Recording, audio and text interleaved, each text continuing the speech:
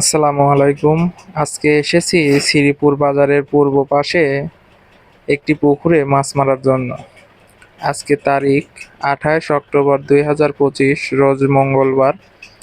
তো এখানে টিকিটের মূল্য করা হয়েছিল 2000 টাকা করে।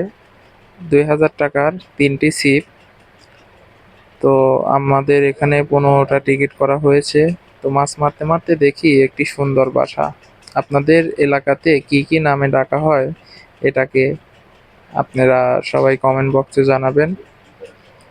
আর এখানে কিন্তু মাছ তেমন একটা না হওয়ার কারণে শিকারীরা প্রায় সবাই চলে গিয়েছে।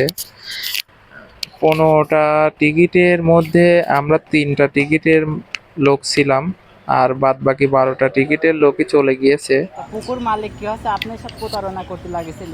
প্রতারণাই তো করছে। এই জন্য তো এই ভাইও চলে যাচ্ছে। আচ্ছা, লোকেশনটা আপনি একটু জানা দেন। ওনার সঙ্গে পুকুরের একটু মালিকের কথা নাম কি বললাম। এবং পুকুর কোন জায়গায়? তবে আমরা কিন্তু এই পুকুর সিদ্ধান্ত উপস্থিত কোন নিয়েছি জায়গায়? আমরা সারাদিনই মাছ মারবো, আচ্ছা যেহেতু মাছ মারতে এসেছি। অবশেষে আলহামদুলিল্লাহ আমরা এই মাছগুলা পেয়েছি। সারাদিনে এই মাছগুলো আমরা ধরতে পেরেছি। এখন বাসার দিকে যাব।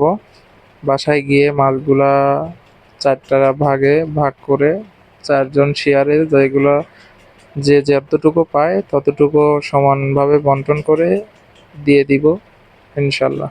ভিডিওটি ভালো লাগলে একটি লাইক, কমেন্ট, শেয়ার করে পাশে থাকবেন। ধন্যবাদ। আসসালামু আলাইকুম।